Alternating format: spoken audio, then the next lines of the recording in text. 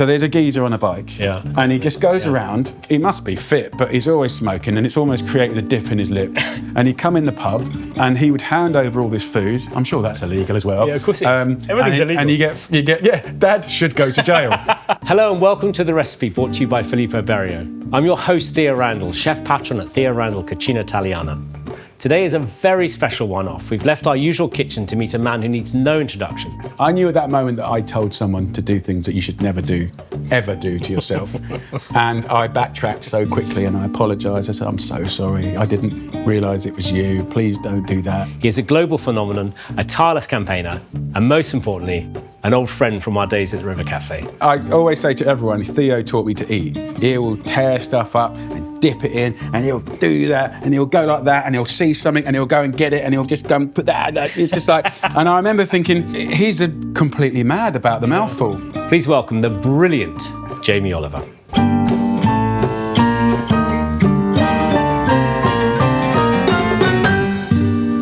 Jamie, it's such a pleasure to have you here in the kitchen. This show is all about recipes that tell a story. What are you going to cook for us today? I am going to cook for you, with you, one of my favourites. It's a dish that I have no restraint or self-control in stopping eating. I just can't stop. As usual. Beef stroganoff. Wow. I knew you'd like it. I love beef stroganoff. Because it's not... That's obviously not a dish that we would have spent a time cooking in our time together at the River Café. Yeah. But growing up in a pub with a restaurant on the side, it was very much part of that kind of 1980s chic sort of like pan-cooked quick dish. And as a sort of 11, 12, 13-year-old, cooking this many times on a Saturday night, Sunday. So this was at your parents' pub, the Cricket? Yeah. I just couldn't believe that such delicious flavours could come from just a small handful of ingredients so quickly in a pan. Yeah. But probably start to finish, it's about 4 minutes. But obviously we've got some prep to do. But I just one of those dishes, and also it's one of my favourite dishes. But also my wife doesn't like it, so I don't really cook it at home very much. So today, don't tell her. Yeah, no, it's all good. So what was it like being in the Cricketers? I mean, at age 11, you were on the cooking line. Yeah. I mean, that's like would never be even heard of these days. I'm sure it was illegal. It's completely illegal. Yeah, I mean, you're 11-year-old with open fire, sharp knives. Yeah. I mean, it makes perfect sense because I remember when you came to the River Café. I mean, obviously you'd had experience. You'd worked with Gennaro and you worked in various places, but you were so skilled with your knife skills. You were ahead of anyone else. Yeah, I started young. I guess it was a Germanic, Anglo-French kitchen. Yeah. So obviously the kind of bar snack side, which could be 180 covers on a Saturday night. 180 It was covers. busy, yeah, all made from scratch. So that would have like your steaks and your mixed grills and your like French style like fish dishes, but also homemade pies and Trevor's chicken that you probably Trevor's chicken, which was a kind of economical version of a beef Wellington. Yeah. So you'd have that vibe going off in the pub, and then in the restaurant, which was like maximum sort of 80 covers on a Friday, Saturday, Sunday, it would be much more, I would say, sort of French, English classics. 1980s classics. Yeah, like racks of lamb. Yeah. And beautiful, like mustardy, herby crusts, pomme dauphinoise, calves, liver and bacon, but, with a lovely sort of sweet onion and piquant sort of demi-glace sauce. We were accessible on the pub side. Yeah. And on special occasions, you could go to the restaurant. But it was a really dynamic range of customers. It wasn't just all fancy, posh people. Like, it was the locals. It was the local pub, which is part of the community. Yeah, it was a pleasure. I mean, as a kid, like when I was doing my knife skills, I remember being so small that I'd have a Grolsch beer crate. So I'd be like, for health and safety to go up even more. It's like, balance him on a crate. And I remember, and it's interesting, because I started off in the wash-up. Yeah, as we all do. Yeah, from a dexterity point of view, I'm just turning this down.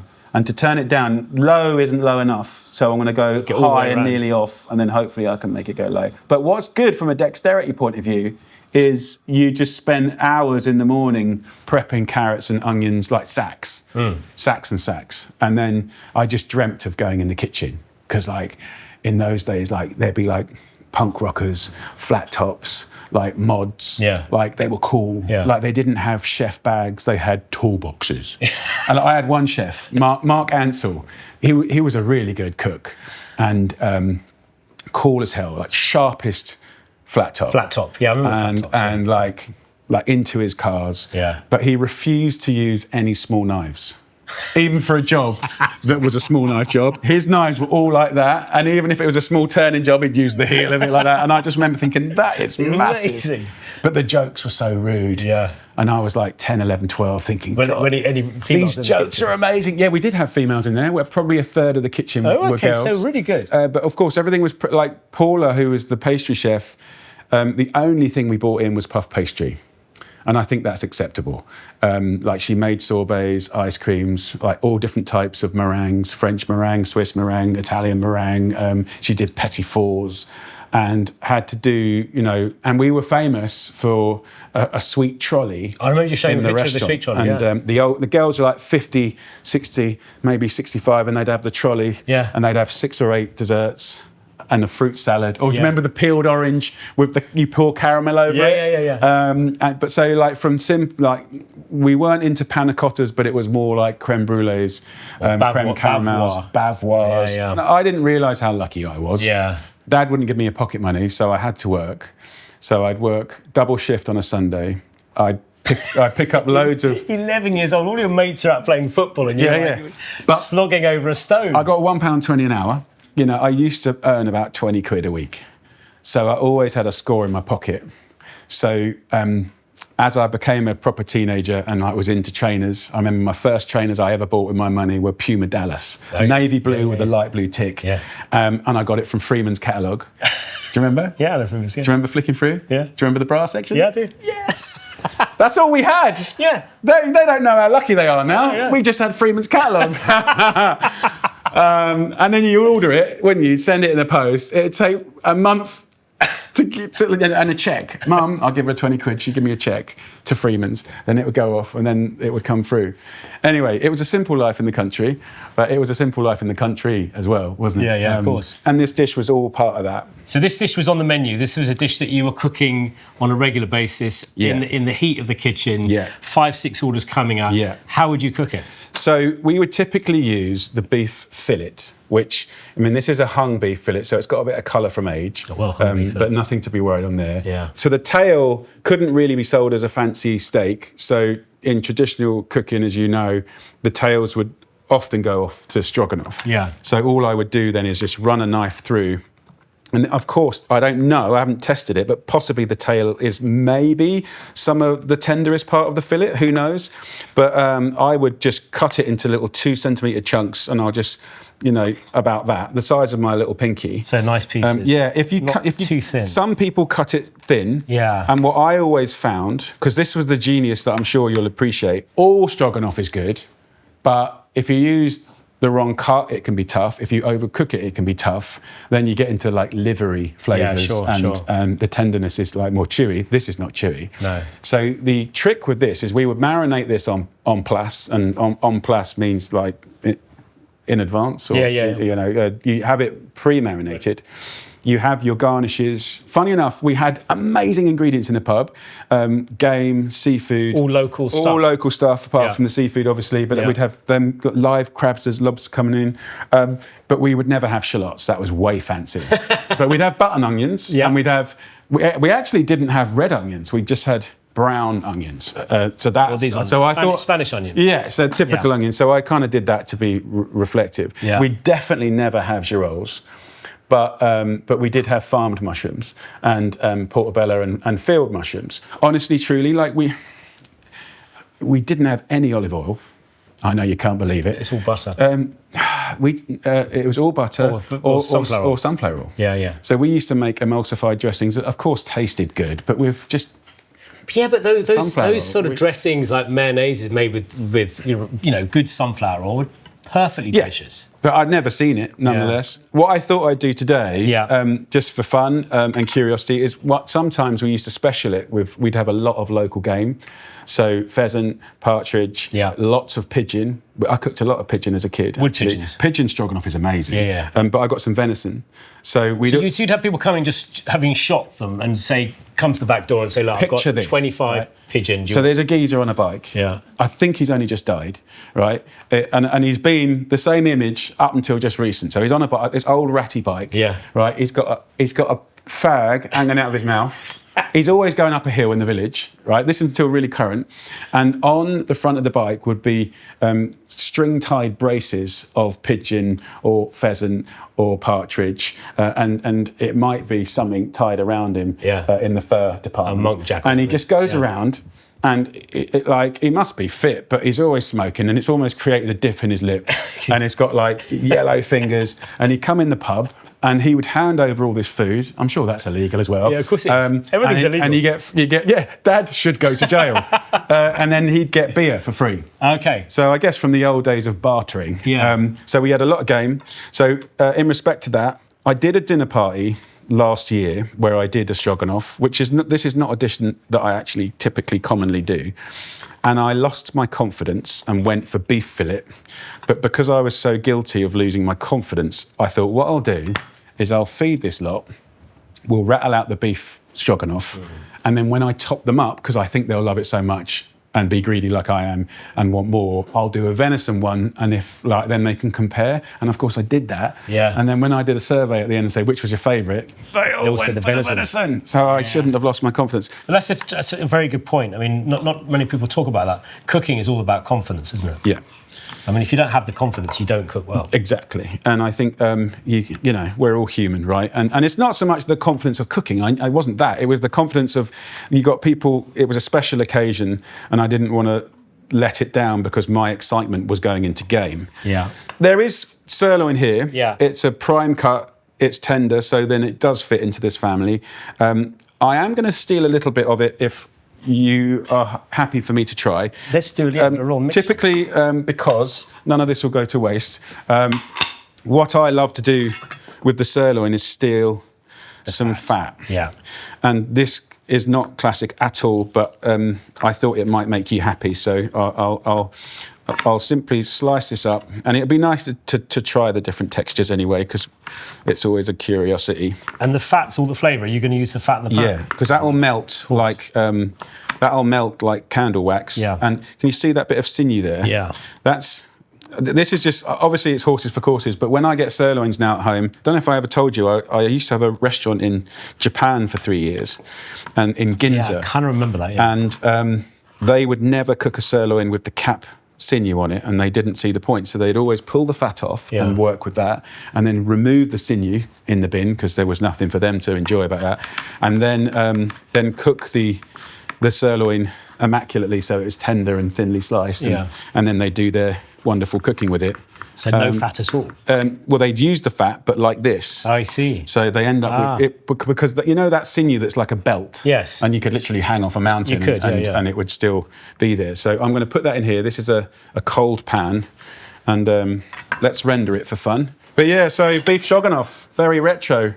So going from the cricketers, you then went to the Neal Street Restaurant, working with the late great Antonio Carluccio. What was that like? I mean, coming from this idyllic country pub where you're at home, you're living above the pub, you've got all this amazing ingredients coming in, you're cooking in the kitchen at 11. You're actually, by this point, you've probably got about 5 or 6 years experience in a kitchen. Yeah.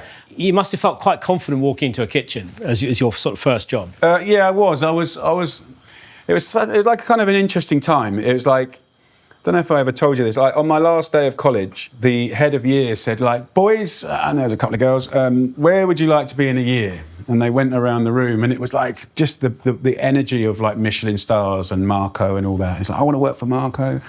This new restaurant called the Aubergine, Gordon Ramsay. It's like, I want to work for, I want to go to the Ritz. I want to go to La Manoir, Cat Saison, all great restaurants, of course. And I said, I just want to learn to make the best pasta in London. And everyone laughed. Yeah. And next to me was my friend Marco, who was Italian. And he's like, look. And he just like wrote it down on the bit of paper. There's 2 people to learn this type of thing from that you want to do. One's my dad, but it's in a deli. And I think it was La Camisa in Greek Street or something like that. Yeah. He goes, but that's a deli. You want to be in a restaurant. So you've got to go and see Gennaro Contaldo from the Neal Street Restaurant. And he wrote down the thing, Neal Street, Gennaro. And I went home that night, and Jules, my wife, so girlfriend, had put a circle around a job offer at the Neal Street Restaurant for head pastry chef. And I'm like, head pastry. Just a minute, that's like mad. That's within 4 hours. So I wasn't a pastry chef, but I had worked in the pastry. And I'd grown up cooking sponges and pastries and all the meringues. And I'm like, So I went into Saffron Walden on the bus, went to the library and got an Italian cookbook because I hadn't. Which one? I don't know. Yeah, okay. Anything. Do you know? I got one on ice cream and one of that, and I was having to blag it because I knew the fundamentals, but I didn't know the classic. I knew about tiramisu, of course, but we didn't do Italian restaurants in my childhood. No. So I had to basically swat up really quickly. Luckily, it all made sense. And then I went and did a stage for one day that turned into 3, and I got the job. And then I got to meet Gennaro, legend, and then Antonio, double legend. And Antonio, of course, was a Pavarotti-like character. Yeah. He was always there when you come in because I did split shift, so I did a morning, finish at 3 and start again at 6, and then he'd be sitting there leaning against the door with a whiskey and a cigar, big white hair. Yeah. He was a dude. But and sadly no longer with us. Yeah. What a legend. But look, crispy bits. Yeah, lovely. So you got so much fat. I mean, look at that. Yeah, so this is not classic, so take this with a pinch of salt, but nonetheless it's delicious and divine, and there is some logic to it. But the cooking was often butter-based and animal fat-based. Yeah. But of course I hadn't quite fallen in love with olive oil. And the first olive oil that I had... You couldn't get olive oil then? No. I mean, the first olive oil wasn't available. Do you know the first time I had it? I was 13 years old, and Mr. Saggers in geography phoned up my mum and said, look, I think we've got a problem with your son. She's like, tell me, give me the list. Which one? And he goes, I'm talking to him and he can't hear me. He's deaf. So she took me to the doctor. The doctor then gave me a prescription for olive oil. And I went to Boots and they gave me a little bottle of olive oil and I had to drip it in my ear for a month. Yeah. And then I went back to the doctors and they had a massive syringe and syringed my ears. And then I could hear. And so you my hearing went up, but my intelligence didn't. I was still rubbish at geography. Anyway, that's the first time I had olive oil. But yeah, it was obviously olive oil became a revelation for lots of reasons. Yeah. But I'm going to season this now. Lovely. So in the pub, we'd have mushroom prepped, we'd have like brunoise or sliced onions. I'd season this with salt and pepper quite bravely, and sweet paprika, or I think probably cayenne pepper, equally delicious. But that is traditional in a stroganoff. Yeah. So from my learnings, there are some dishes that have similarities, like with a lot of cooking, but the kind of as a written piece, we're in Russia, it's a cooking competition, there's some Hungarian roots. That's where it came from. And that's where, as we know it, I'm sure it was done, but we're just going to massage. It's interesting, it was a cooking competition, so it's obviously quite a quick cooking competition, I guess. Yeah. But I love the way you cut the meat because, I've seen so many stroganoffs and they're wafer-thin slices and they cook really, really quickly, but I like the way you've cooked it. So obviously the real reason there is that if you cut it a bit bigger, you have the capacity as an average to a good chef to have brown gnarliness on the outside. With the flavour. Not anemic looking meat. Not boiled. And blush on, because what we want is blush at the end. Yeah. So we'll go for medium rare, but then it will simmer in the sauce and get blush. And if it's cooked through, I think we've lost it. Yeah. And I'll be upset. But the pan has to be unbelievably hot. Yeah.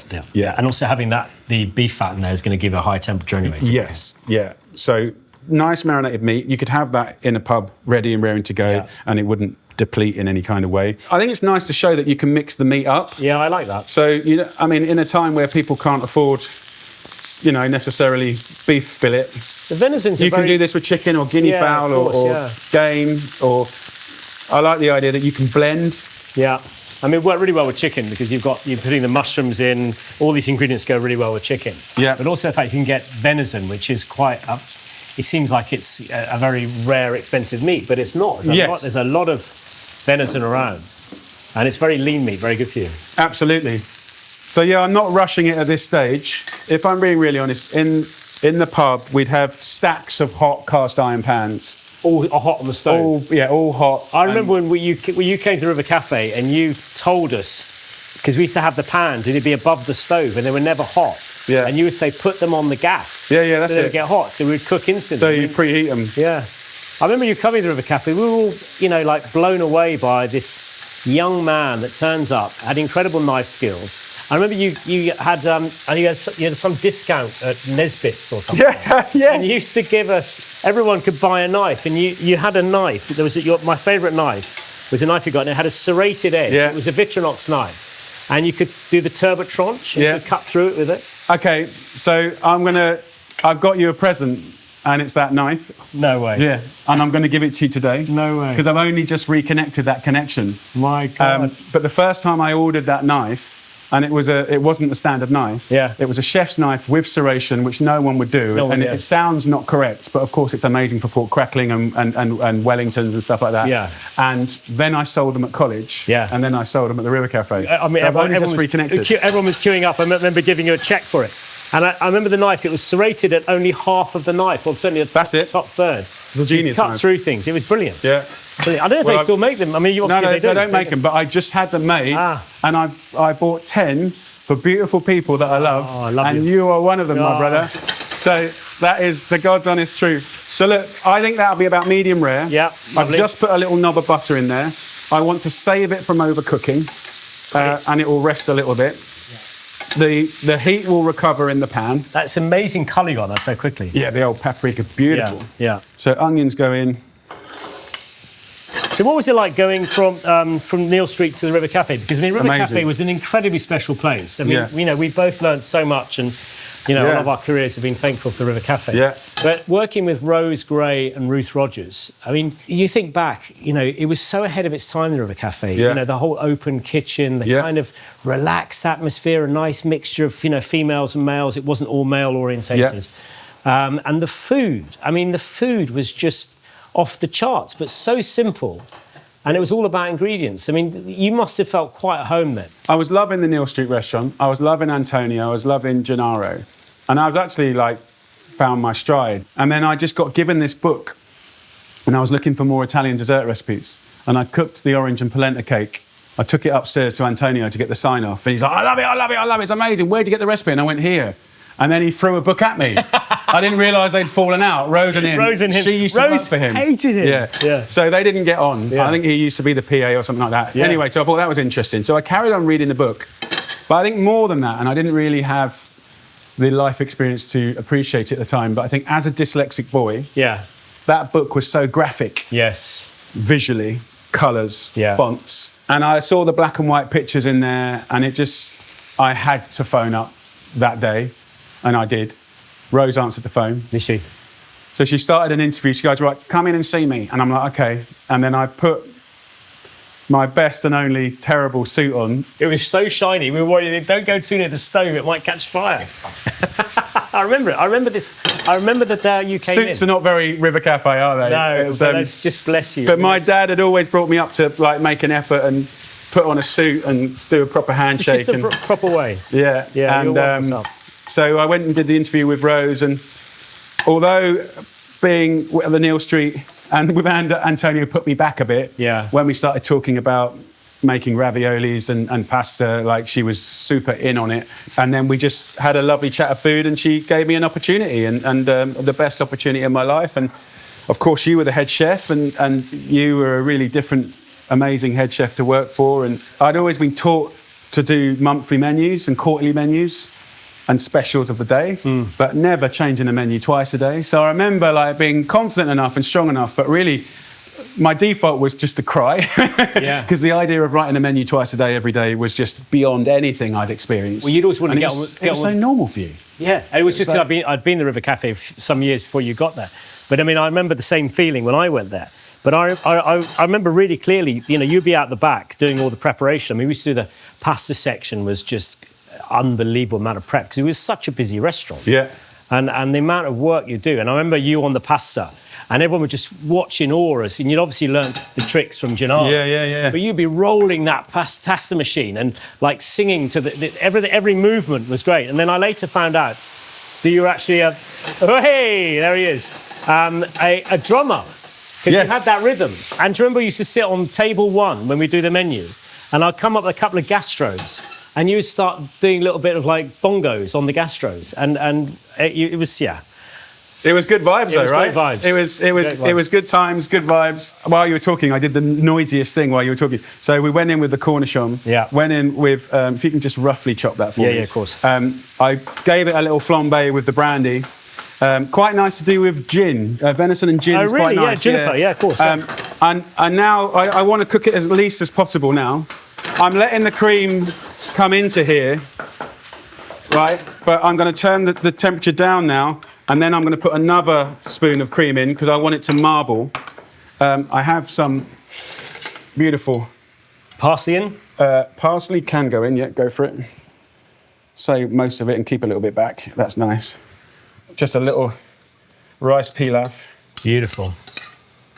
I mean, this is the perfect accompaniment, isn't it? Rice. Yeah, I mean, and then a classic little well in the middle. Yeah. To protect that fluffiness. Chicken stock. We only use a very light chicken stock.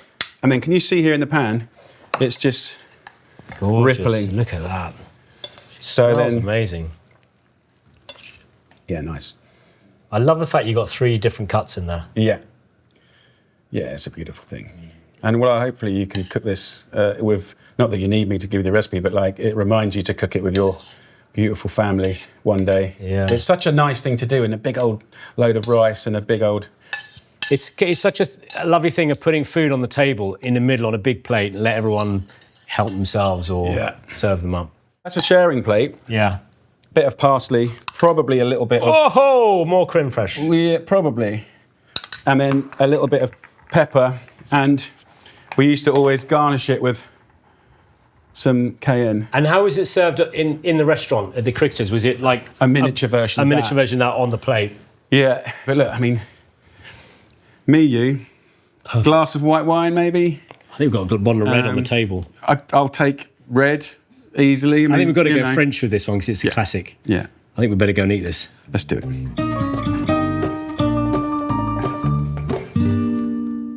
Mate, this is such a treat. Thank you. I can't think of a nicer day to put it. There's nothing more you could wish for. Good friendship, a nice meal, lovely memories. Oh, that's nice. That's lovely. Is that a Chateauneuf de Pape? It is actually. Yeah. I'm not good on French, funny enough, but I know you are. I'm going to be mum, and I'm going to serve. This looks amazing. The rice looks beautiful. Yeah. That lovely, soft, succulent rice, and those big chunks of... And that rice, I didn't explain it because I was sort of too busy yapping and doing other things, but a light stock with it. I just sweated off some onions in a little olive oil and butter. Yeah. Then put the rice in until they were translucent, and then double the amount of light stock.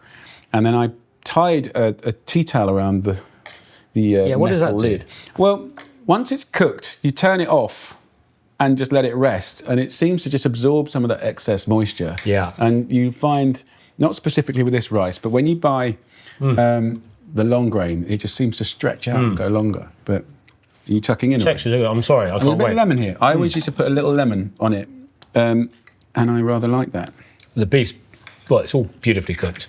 And the rice, that juice, the sauce. Yes, memories. I mean, it really is like, it's these dishes were classics for a reason. I mean, they're just so tasty, and that meat is just wonderful. I mean, yes, I know beef fillet is expensive, but local venison doesn't have to be expensive. Often it's sometimes very cheap if it's depending on where you live.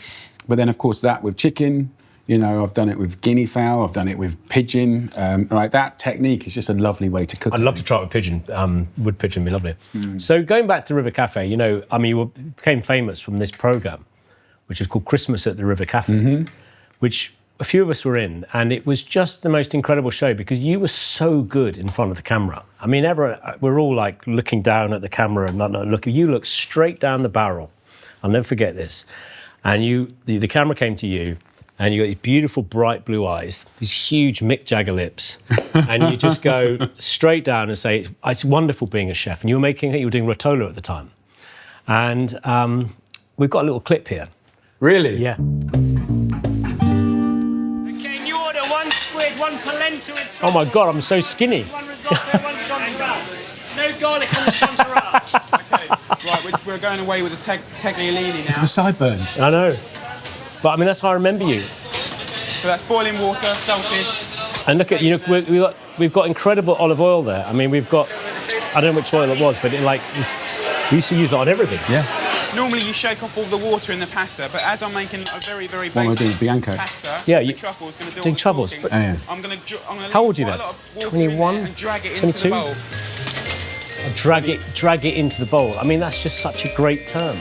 23, I think. I've got 3 Limpy, Oh, no, Limpy. Limpy Luke. Hugo? Yeah. He was always chatting up Jules. He was chatting up everyone. Bernie, still speaks Yeah, Bernie. Bernie. Brings Yeah. out the flavour in the truffle. That you that pasta. Now I'm going to... That was a busy service. I remember that service. It was really hectic. Yeah. They were asking you to do all these things. And you were like, yeah, I've got to do service. I've got to do service. And Yeah. you're like, no, can you do that one again? 2 partridge. Look at it. The restaurant's absolutely packed. Good times. Yeah, look at that. What a place. So, you know, this time was like such a growing point for both of us. I mean, you know, you went from this to do The Naked Chef. I mean, I remember all joking in the kitchen, like, oh, Jamie, it's BBC for you. Yeah. And then one time the phone rang and it said, it is the BBC, it is for you.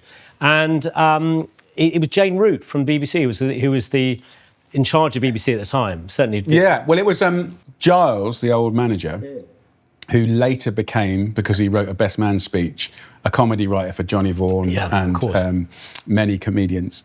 He phoned up in the day to pretend to be the BBC, and I fell for it. Oh, God, and then he was laughing his head off, and I heard him laughing at the other side of the room. And then the real phone call came in service of lunch the day after the show went out, and I hadn't seen the show, so I didn't know I was in. I knew I was in it, but only from people telling me. Yeah. And it was a researcher and developer called Stephen Serby, who worked for Optimum TV. Mm-hmm. And I thought it was Giles. So I told him to stick a broom up his arse. I said, why don't you go and fucking stick a broom up your arse, you little shit.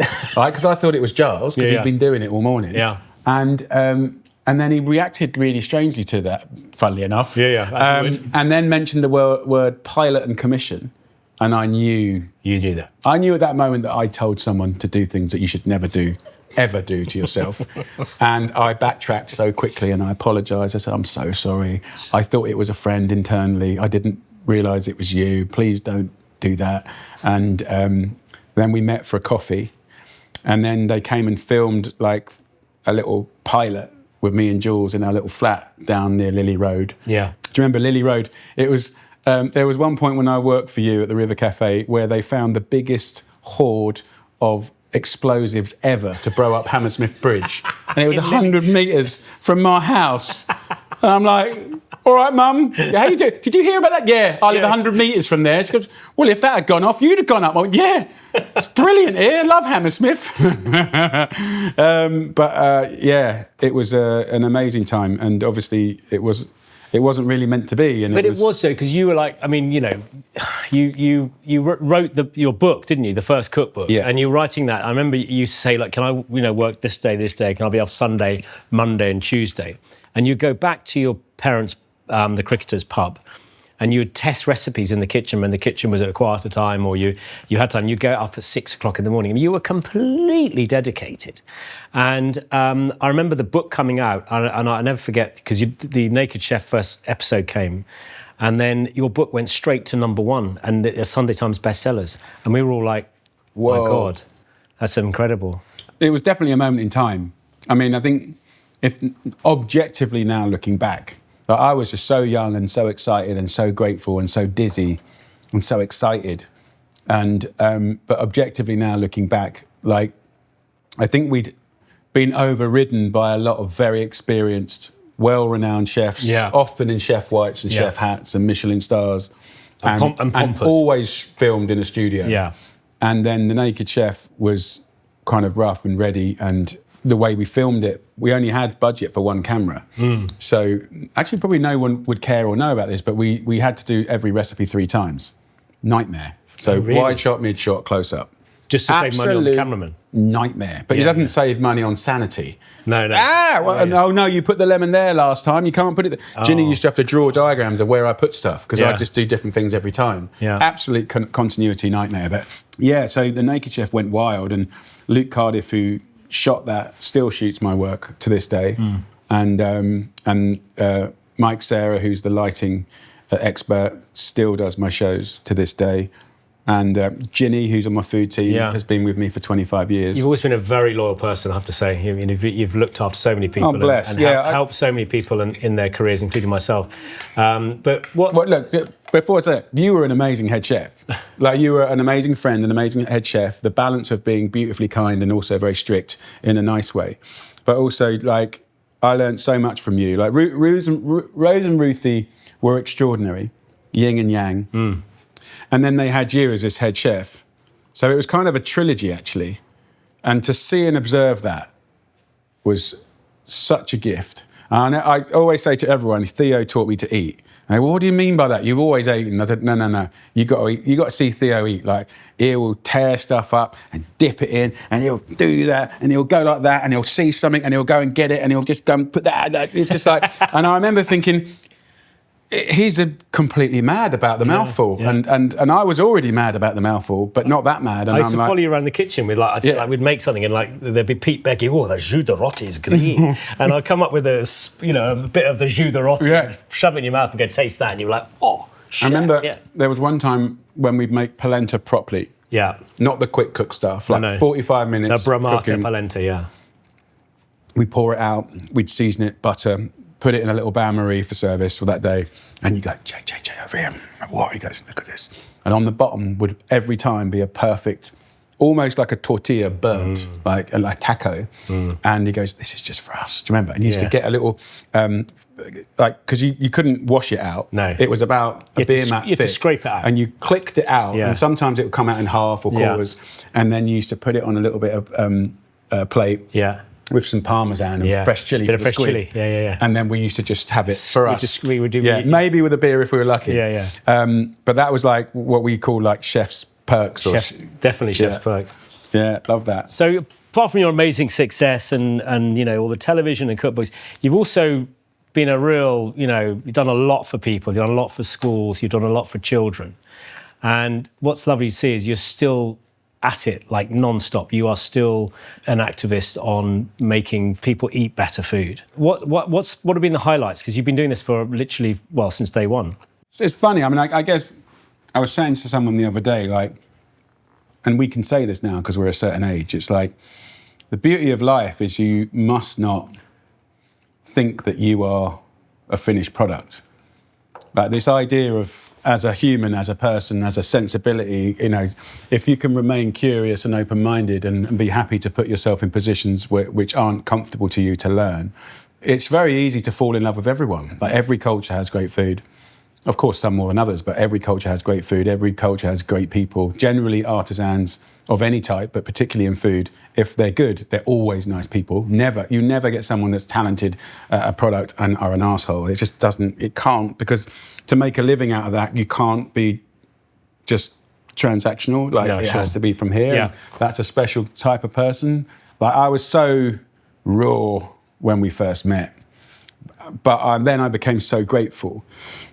And I think because I'd had such a hard time at school where dyslexia I'd come out of school with literally nothing, 2 GCSEs, and because I'd felt quite stupid and thick for quite a lot of my schooling, to have a best-selling book was such a contrast. Yeah, to actually write a book is... Yeah, and I didn't write the book, but I didn't. See, I spoke it in a dictaphone, an old dictaphone with little tapes. Right. But the point I'm saying is, like, writing was invented by a group of people at a certain time, and before that you got the pharaohs like putting stuff into rocks or whatever, Morse code, singing, dance. A lot of recipes for most of history no one could write in Italy. Like, most of the old recipes come from monks that could write. Yeah. So for me, I think as a dyslexic kid, as someone that has learned about neurodiversity, and this is not a sob story, by the way, it's like finding other ways is the trick. So I use a dictaphone. It doesn't make it any less mine than doing that. I just couldn't do that because my brain and order couldn't do that. So I learned very quickly that my boss was the public. When you've sold 1 million books, and you're a fetus, you know what I mean? Like, I was 24 and a bestseller, and it's like, what do you mean? And then it went to Australia, and then it went to New Zealand, and then it's South Africa, and it's like, like, I was so emotionally humbled by that that I realised that we didn't have social media in those days, but I did book signings and I used to work it hard. Yeah. All around the country. We used to do tours. I mean, you used to go and do like cooking on stage. Yes. And I remember Rose telling me about when she went to, I think she went with one of her grandchildren, and you were on stage cooking, and there was like a big display of herbs in the background, and you were like this, that you were a showman. I mean, that must have been age 24, going on stage and cooking in front of thousands of people. I was just up for it. Yeah. I was up for it, and I felt that there were other ways to express the beauty of cooking. I could see that people weren't cooking anymore. You could see it in people's lives. You could see it in their shopping trolleys. And even a dish like this, which is fancy because of beef, can be made with chicken. Yeah. Right? Or mushrooms and go veggie. And it's like still a delicious dish. Yeah. And the public changed me to start listening to them. And when I do book signings, they tell me, oh, yeah, love that. How's the recipe? And you'd interact, like, how can I learn from them about the next book, you know? But they tell me things they weren't happy about, like in life in generally. And that's what started to weirdly bring out, because I was never a campaigner. I never had a social, you remember me. I was just happy to be alive and, like, just loving life, you know? Yeah. But I think through the public, they really taught me that there were other aspects of cooking. And then the first time I had a bit of opportunity or money, I spent all of it on 15, which was obviously a charity where we took, you know, probably just over a third of our kids came from prison. There was a small proportion that were homeless, and then the other kids were just lost. I still have some in my kitchen, some of those people in my kitchen. Amazing. And people. that was really, I think that was me trying to like exercise that young kid in special needs at school. Yeah. Who was, like, a lot of our students at 15, the only thing I had in common was struggles at school. And as the manager of those young kids, and of course I was only 6 years older, I was aware that, my God, I've got to keep these kids really busy for a year so they learn enough so they can come out and kind of almost put the family on the back bench. But you could never teach that because that's illegal. You can't tell someone not to see their family. But when you know the family, the problem, and then get enough perspective that they can continue loving their parents but with like hope in sight. So I learned that quite young, unusually young. I think I was probably, Poppy was born, so I was 26, 27 when that happened. So still a young man in many respects. But 15, I think, really sculpted my brain for like social change, and because that was about kids and the concept of transformation. We're doing so much good. I mean, I remember Ben Arthur. I mean, Ben Arthur was with me for years. Bless he Ben. was such a great guy. And, I still speak to him. Yeah, and I see him. I message him on Instagram. But he's such a good guy. It's so nice to see people having that success. It probably came from that sort of difficult background you described. Yeah. Do you know one of my moments with Ben Arthur? He was a young black man, cool afro, and I when I first met him, and I know he won't mind me talking about him, but he's beautiful kid. He actually didn't want to cook. I think it was his auntie, not his mum, that made him, literally kicked him out of bed to do it. And he had nowhere to live. And I remember phoning up, because I didn't know what to do, and I was a baby myself. I'm phoning up, and I couldn't get him somewhere to live. Every 3 months he had to move, which is very transient. Yeah. And he's he's doing everything right to change his life. And the reason I couldn't get him a full-time place is that because he wasn't a criminal, which he wasn't, and he wasn't an immigrant. He was just a young British kid that was homeless. And so can you imagine how much we both had to learn together? But what a beautiful kid. And I remember I remember taking him on farm trips, and all the kids like that grew up in estates and kind of like interesting, like inner city life. When we would go out to the farms and to the countryside, the greenery would make them like, because we're scared of the city, they're scared of the countryside. They're like, oh my God, it's green. What's that smell? That's shit, brother. That is shit, and that's called compost. I remember in one of the villages where you've been, I got Giovanni Minetti to get him a job, a stage for a few months in Italy. Yeah, and he worked in a great restaurant there. Yeah.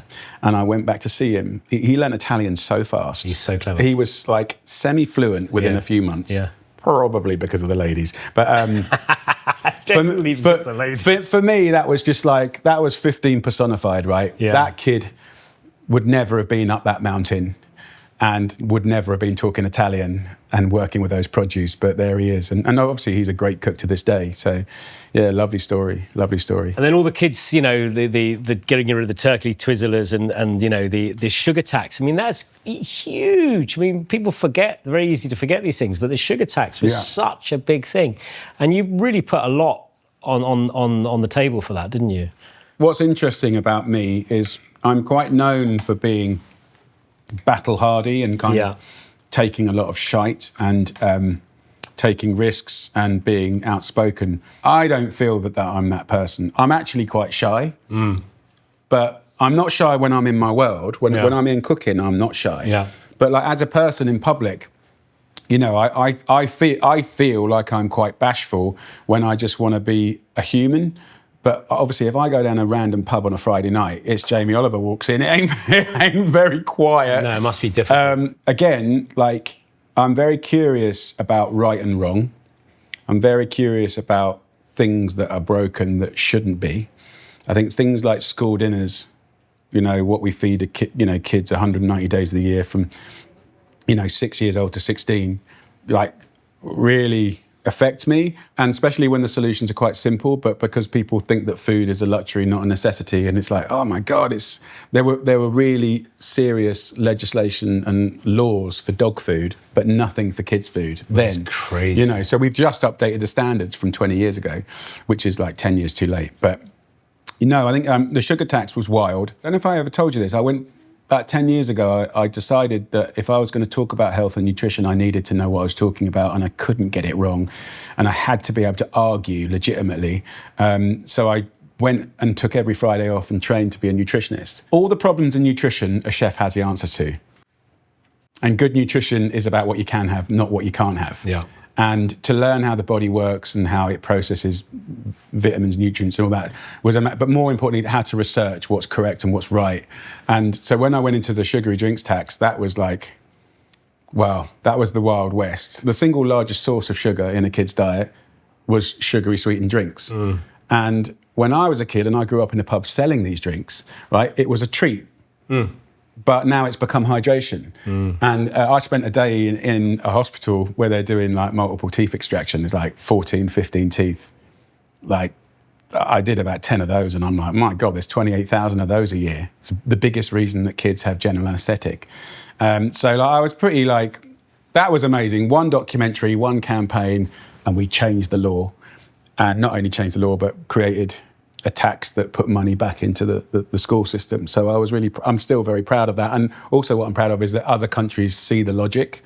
And it's not about taking away choice. It's about saying it can't be the Wild West.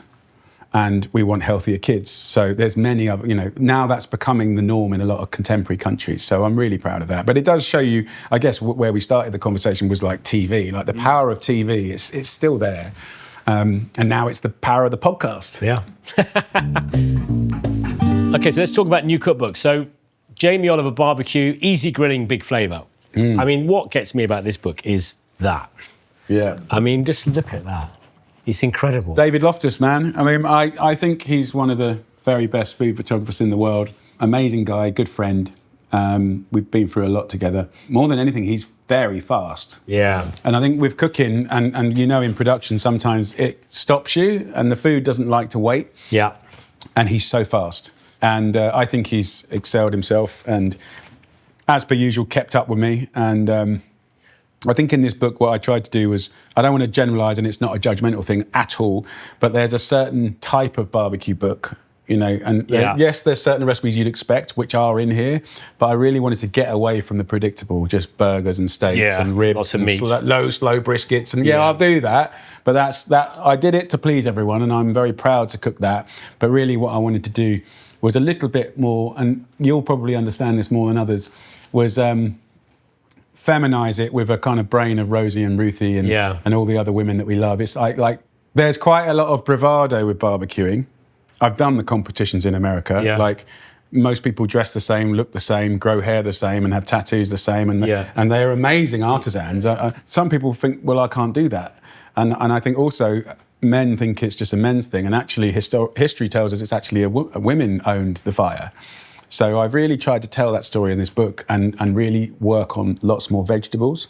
So like, there's a bit of everything. Yeah. So there's meat, there's veggies, there's breads, there's look at that fish dishes. Grilled caponata. Yeah. I mean, such great. But you've got a lot of history in barbecue. You had that restaurant, the amazing restaurant Barbacoa, and you work with Adam Perry Lang. Adam Perry Lang, who is I follow him on Instagram, and the amount of meat that guy cooks is off the scale. And he doesn't do the usual stuff. Like you'll see him doing like whole huge fish. Like really traditional barbecue would never do that in America. Of course he would. Like, a fish wouldn't even touch the barbecue.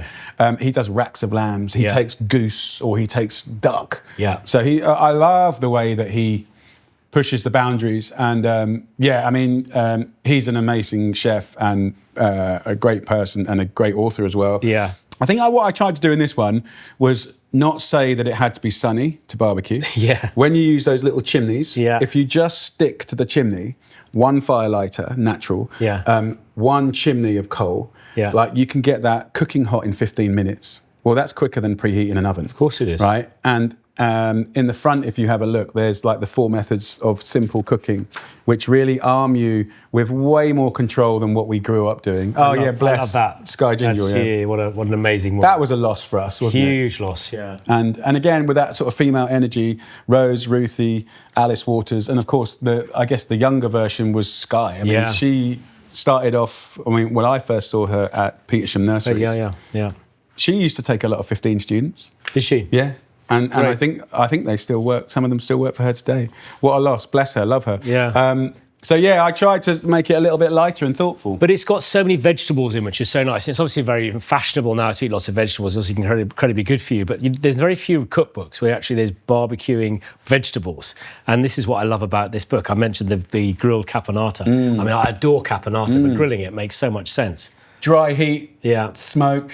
I mean, I remember a barbacoa, and I did it a little bit in the book, like when the ashes die down, that's the time to put like root vegetables like beetroot in there and let the skins burn. Yeah. And then peel the burnt, brutalised skin, and then underneath it you got this like smoky, sweet, gorgeous veg. And whether it's a Swede or a celeriac or a sweet potato or even a large carrot, like the barbecue's amazing. I mean, I love the way it can be so burnt and ugly, and then you can just peel it up. Like a leek. Yeah. You get leeks. Yeah, the cow cuts. Yeah. And you just redress it with fresh herbs and a squeeze of lemon. It's like, that's delicious. Beautiful. Well, before we finish, I've got a little question, a quick fire round question. Okay. It's 3 questions. Okay.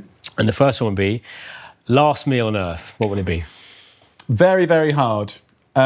I think I would have, through the power of emotion, I would have to go back to my mum's full Monty roast on a Sunday, which was quite religious for us. It would be one typically of 4, lamb, beef, chicken or pork, with all the veggies from the garden, gravy, condiments, sauces.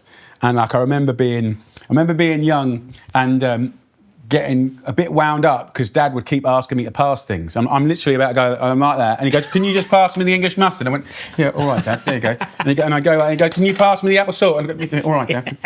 And I'm like, passing all this stuff, but that just, But I think like also more than anything, the roast in Britain done properly. Yeah. And for any other family or people that can empathise with that picture. Yeah. It's a good thing, isn't it? It's a good thing. It was a good social... I mean, I remember as a kid, everyone on a Sunday at like 12:30, 1 o'clock, you'd be playing football or you always had to go home for Sunday lunch. Yeah. And that was it. It was just it was religious. And I also remember as a young parent, like when you got like 20 kids coming around for a birthday party, it's like, well, what do you cook for this army of gremlins? Yeah. And it's like, and you can be clever or trendy about it, but if in doubt, you just roast like, 20 chicken legs. Yeah. And do a roast dinner for kids, and they all smash it, and you're like, simple. But yeah, I think like those memories of Mum, she did such a good job, and she'd always do a dessert, by the way. It could be sticky toffee pudding, could be like jam roly-poly, could Sounds be lovely. chocolate. You had a lovely upbringing. I was very lucky. Yeah. Yeah. Okay, Yeah. number 2, what's your guilty pleasure snack? Okay. Really? All right. So my guilty pleasure snack is a bit filthy, sort of. It's a really good single malt whiskey with one ice cube. Sorry about the ice cube, but it's just my thing. And then I have a little chopping board, with thin slivers of either Tom Calver's West Coast cheddar or Mrs. Kirkham's Lancashire. Oh gosh, that's I love that. So they're my two favs. And then to sort of put like even the class higher, I get hula hoops, right? and I rack up hula hoops like a game of Jenga, right? And then I try and carry them to a quiet place, hopefully where there's no other humans, right? And that includes marital partners, kids who I love, right? If I'm outside or next to a roaring fire. That's it. And then what I do is I take a hula hoop and I stab it violently, not really, just trying to make it effective. Stab the hula hoop into the cheese until it just it becomes part of the cheese. Now, there's two things that could happen here. The first thing, which is good, is you put it in your mouth. Because it's like the Beauty and the Beast. Someone posh and someone a bit gnarly. And so that's how I see it. But there is a secret pimp, which is a little chili sauce. Can't be too sweet. And you can put a bit of chili sauce in that hole. So, chili sauce? Well, sweet chili sauce? Yeah, but not Asian style, more of a kind of like Italian style sort of chili sauce that you'd get in Panzano with a bit of cheese or something. Oh, that was Darius. But yeah, if you can be bothered, I can't normally be bothered because it's a bit too much effort. Plus the whiskey's probably kicked in by then, so getting it in the hole's a bit hard. So it just ends up all over my hands, and then I rub my eye, and I'm like, oh God, but I'm really happy. But no, that is my filthy little treat. I think that was your question, though. That was the question. Yeah. It is a great answer. And finally, the one you could cook for only one person, past or present, who would it be and what would be on the menu? Okay, well, obviously it's a big question, and I'm going to try and pull it back because I can't say Julius Caesar. No, yeah, he's big, isn't it? He's important. Like probably a laugh to see him for a bit. Yeah, might kill you in the time that you're there with him. But in my lifetime, in the kind of pop culture world, like Elvis would have been like a vibe. And I do that more for my wife because she loves him. So, and I think he's like quite cool. But in my world, I would have gone Floyd. Keith Floyd? Yeah, because I never got to meet him. Didn't you? And I think he was one of the first genius, presenters of food. He was wild, wasn't he? And he had, I think his soul was good. Like his food heart was well grounded, and he knew quite a lot. But he was obviously quite a drinker. Yeah. But I mean, some of his films that he shot, he was cooking ostrich, in an ostrich farm. Yeah. And I'm like, who does that? I mean, he's wild, right? And I think and he was doing things badly in France where you don't do badly, and the French nonna would go wild and just brutalise him, and he's like, yeah, I'll take it. He was like a really, I guess he would have been amazing to see, but I never got a chance to meet him. And he didn't die that long ago, maybe a decade ago, but I would have loved to have met him. I would have loved to have filmed with him. Can you imagine a Christmas special with him? But so I think that would have been good. And what would you have cooked? Oh, am I cooking or is he cooking? You're cooking. You're cooking for him. You see you and him in the kitchen, and you're cooking something for the great Keith Floyd. Okay, so the thing that springs to mind, and I'm doing, and it springs to mind probably because I'm going to do a cousin of it in about 2 hours' time, but a beautiful and quite simple dish that I'd love to cook for you as well, actually, and you'd appreciate it. It's in the family of vongole, but it's not vongole. It's a sepia black pasta, very curious, and in a pan, it's just a little shallot, olive oil, thinly sliced, amazingly fresh scallops, white wine, plenty olive oil, garlic and chilli and parsley, and all done very aggressively but quickly with the sepia pasta and white wine, I think I said.